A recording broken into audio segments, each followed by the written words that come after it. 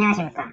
여러분의 취업과 이직을 도와드리기 위해 영상을 찍고 있는 리얼 취업 스타 이직의 공놀이 아저씨입니다. 오늘은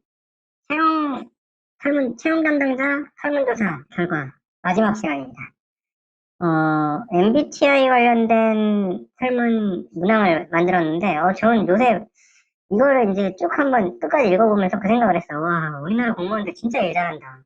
제가 이제 컨설팅을 하기 전에도 사업 개발 이런 걸 하다 보니까 공무원들이 쓴 문서들을 좀 많이 읽어보거든요. 이게 왜냐하면 정책이 바뀌면은 기업들이 영향을 많이 받아요. 그래서 특히나 신사업을 열고 이런 걸 할 때는 그런 걸 잘 읽어야 돼요. 읽어보는데 진짜 정리를 잘해.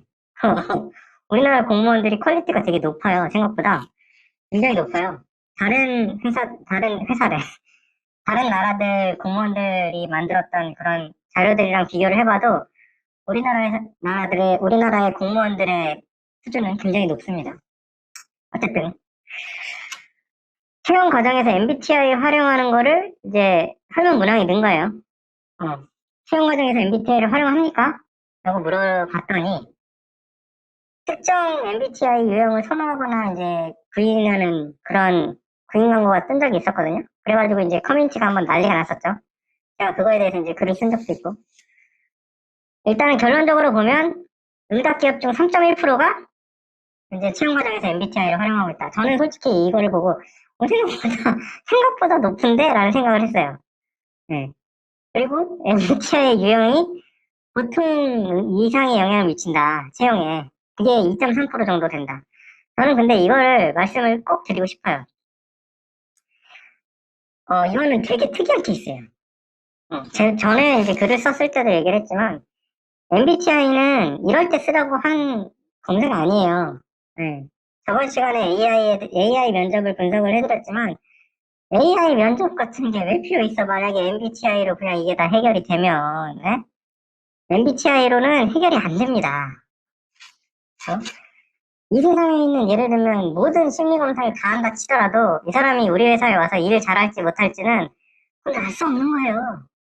그거를 목적으로 만들어낸 심리검사가 없어요. 하나 있는데 인적성 검사.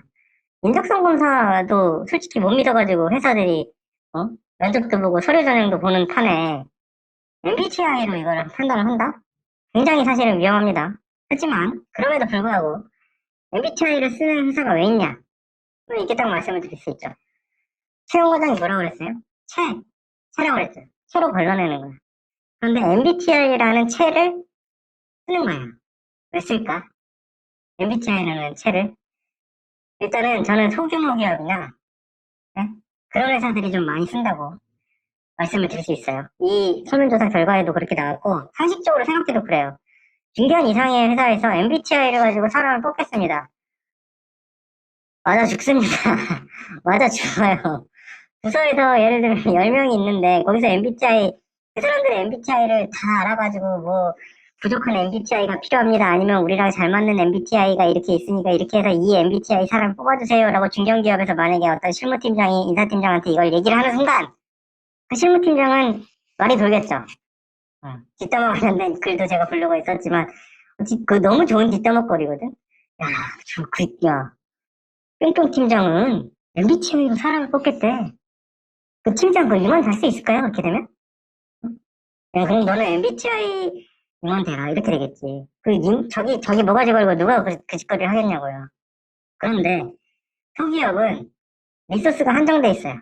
사람도 한정돼 있고, 돈도 한정돼 있고, 쓸 수 있는 채도 한정돼 있어요. 그럴 때 MBTI라는 채가 쓸 수 있다. 라는 정도예요. 무슨 얘기인지 아시겠어요? 이 세상에 있는 모든 심리검사는 다들 그러니까 목적이 있지만 인간은 굉장히 복잡한 동물이에요. 굉장히 복잡해요. 말버릇, 습관, 지식, 외모, 학연, 지연, 혈연, 응? 저 사람의 어떤 태도 이런 것들 성과에 영향을 미치고 뭐 팀워크랑 그 회사에다가 돈을 얼마나 벌어다 줄지 이런 거에 영향을 미치는 게 너무 많기 때문에 심리검사 자체로만 사람을 평가해가지고 사람을 뽑을 수 있다. 이건 불가능입니다. 단언컨대 불가능해요.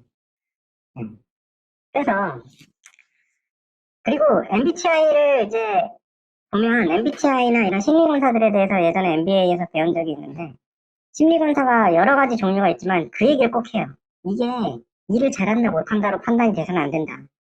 다양한 인간들이 회사에 많아야 그 다양한 의견들이 있고 그 다양한 의견들을 잘 취합을 해서 회사의 방향을 결정을 해야 회사가 영구 존속 발전할 수 있다. 그거야.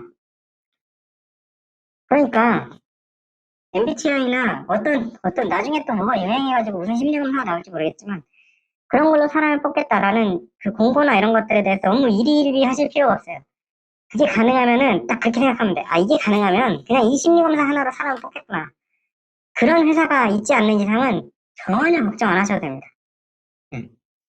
그러니까 너무 이렇게 심리검사에 대해서 걱정을 하지 마세요. 사실 그런 게 있잖아요. 예를 들면 사이코패스가 팀워크에 영향을 안 좋게 미친다라는 거는 장기적으로 영향이 안 좋다. 이런 건 누구나 다 알잖아요. 그죠? 그리고 사이코패스 검사도 있어요. 어, 굉장히 저명하신 분들이 만들었겠죠. 근데 그 사이코패스 검사를 회사에서 쓰지 않아요. 왜? 저는 이제 여러 가지 이유가 있을 수 있는데 약간 잠재 사이코패스로 간주하는 것 자체도 좀 너무 좀 그렇고 뭐 물론 인적성만에다가 이제 그 문항들을 묻어가지고 만들 수는 있겠지만 그런 걸 가지고 이제 이슈가 되는 게 싫은 거지. 그런데 이제 경영자들의 꽤 많은 수가 사이코패스였다라는 얘기도 있잖아요. 그리고 사이코패스의 특징이 뭐냐면 굉장히 논리적이고 뭔가 감정에 치우치지 않고 일을 처리를 하는 성향이 있거든요. 요게 사실은 사장들한테는 도움이 될 수가 있어요. 단기 성과를 내는데. 장기는 솔직히 사장이 뭐 오너가 아닌 이상 그냥 쭉 가는 거니까.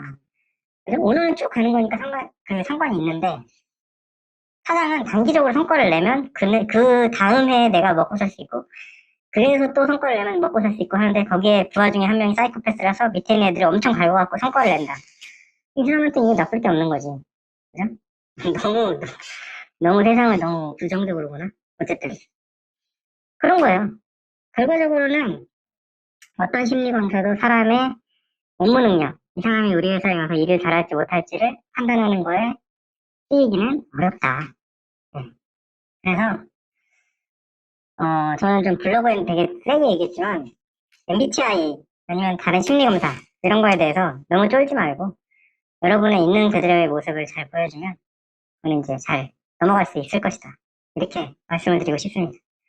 이상, 취업과 이직을 도와드리는 리얼 취업 스타 이직의 콩돌이 아저씨였습니다. 구독과 좋아요, 알람 설정까지 부탁드립니다. 감사합니다.